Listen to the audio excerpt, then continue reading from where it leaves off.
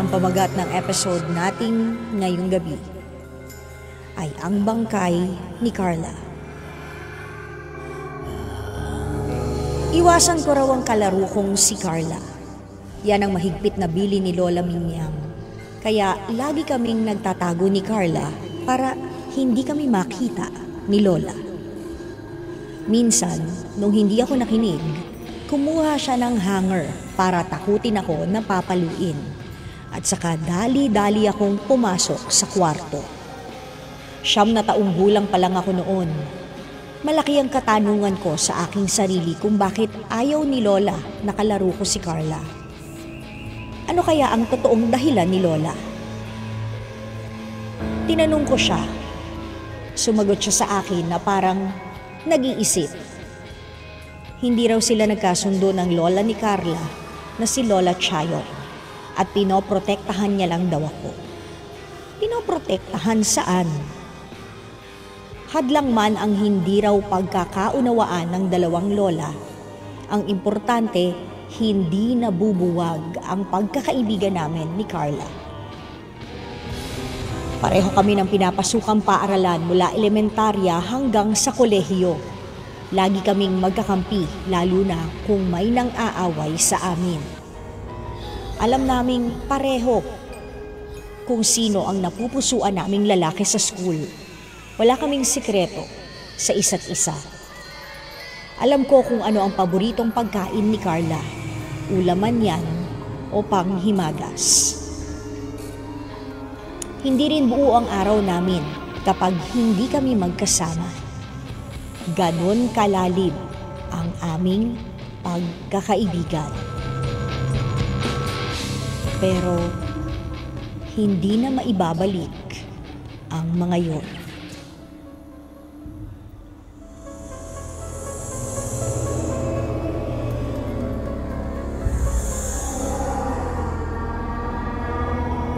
Pumapatak ang mga luha ko habang pinagmamasdan ko ang kanyang mukha sa kabaong. Namatay si Carla dahil sa malubhang sakit at dead on arrival papuntang ospital. Ang huli niyang sinambit, ayoko pang mamatay. Hindi pa talaga handa si Carla, lalo na't ang pangarap niya ay makapunta sa mga bansang malalamig na umuulan ng nyebe. Sa burol, wala akong pahinga, kaya muntik na akong himatayin dahil sa antok. Pinayuhan ako ng kanyang mga magulang na umuwi na lang muna.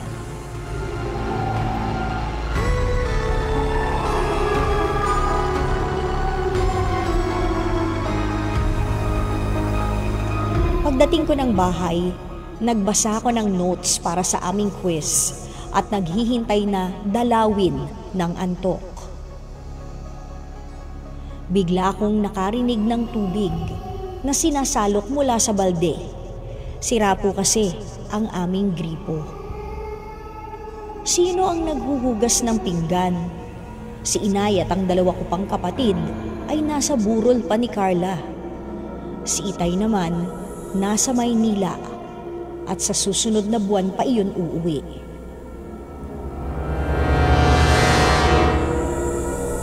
Ako lang naman ang mag-isa sa bahay. Kaya tuloy inisip ko, dinadalaw nga ba ako ng antok o may ibang dumadalaw sa akin? Tumungo ako sa hagdan, papunta ng kusina. Dahan-dahan akong naglakad habang dinig na dinig ko ang alulong ng mga aso.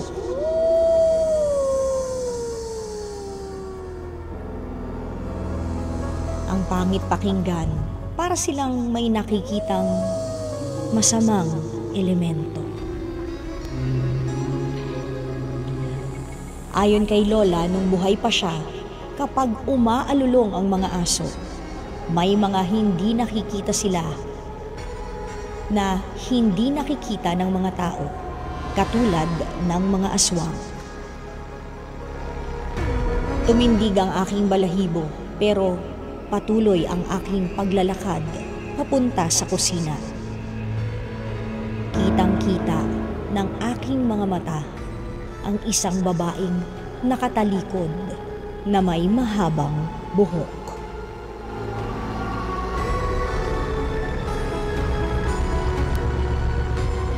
Hindi ako nagkamali. Siya ang nakita ko. Bigla niya akong tiningnan na nanlilisik ang mga mata. Si Carla. "Huwag mo kong takutin!" ang sambit ni Carla. Ako pa talagang nanakot. Siya nga ang nakakatakot. Sa isip ko lang naman. "Friend, di ba patay ka na?" "Hindi yan totoo," sagot ni Carla.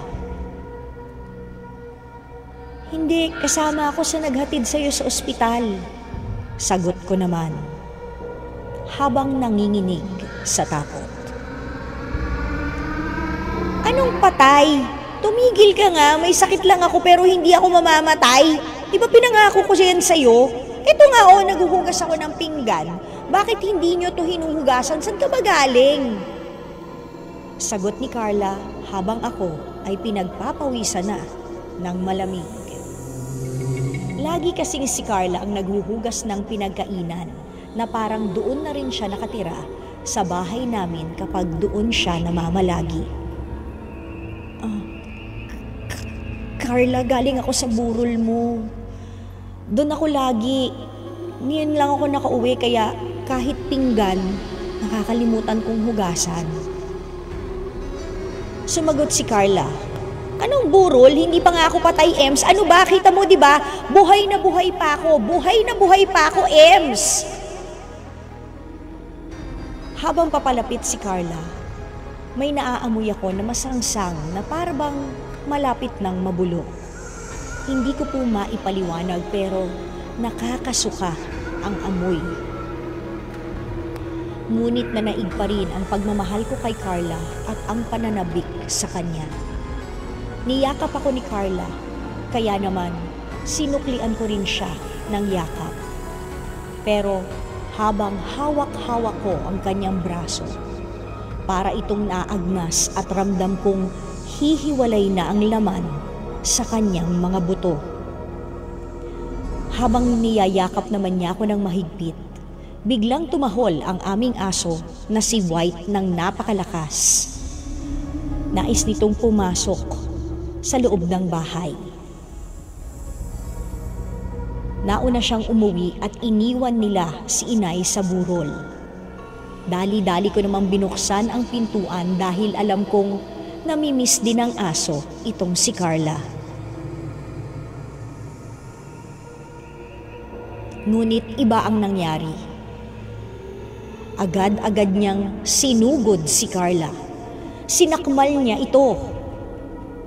Dahil hindi niya nakilala ang aking matalik na kaibigan. Nanlaban naman si Carla at hinawakan sa liig ang aso. At saka kinagat ni Carla ang liig ni White.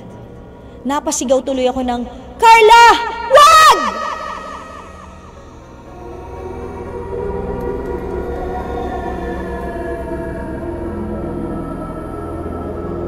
Nagising ako habang nakadantay sa aking notebook sa lamesa. Nanindig ang mga balahibo ko sa isang napakasamang panaginip. Tumatahol ang aso naming si White na gustong-gustong pumasok sa loob ng bahay. Parang ang panaginip ko kani-kanina lamang ay magkakatotoong muli. Si White, pinagbuksan ko na rin sa aking malagim na panaginip.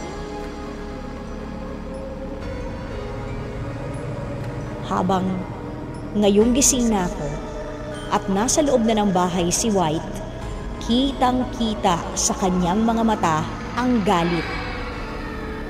Tumatahol siya sa aming bintana na para bang may nakikita na hindi ko nakikita at pilit niya itong tinataboy.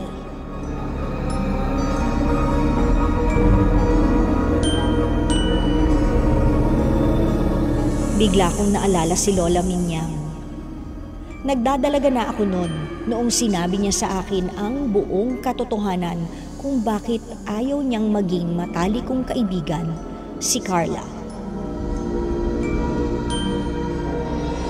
Kinento niya ang nakaraan. Parehas daw silang manggagamot ng lola ni Carla. Pero bantog o mas kilala noon si Lola Chayong.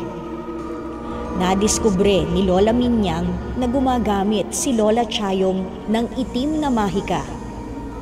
Iba ang kanyang sinasamba hanggang sa naging manggagaway si Lola Aida.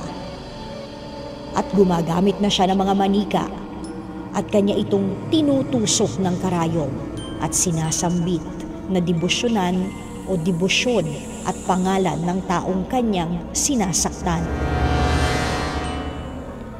Dahil sa taglay na kakayahan ni Lola Chayong at sa paniniwala ng iba na siya nga ang salarin, pinaslang siya ng taong pinaniniwalaang ginawaan niya raw ng masama.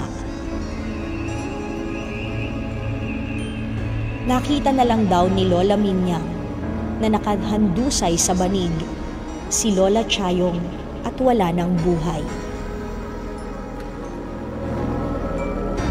Pagkatapos mailibing si Lola Chayong,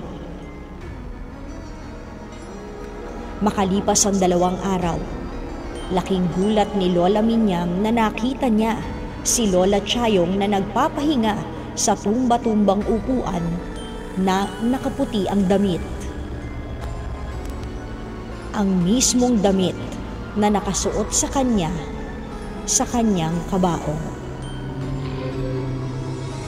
Ilang araw pa lang ang lumilipas habang bitbit ni Lola ang mga labahan papunta ng sapa. Nararamdaman niyang tila may nakasunod sa kanya na amoy na bubulok.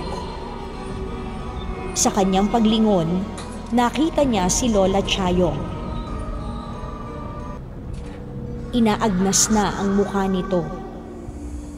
May mga uod na ang katawan at braso. At ang suot niyang puting damit, punong-puno na ng putik.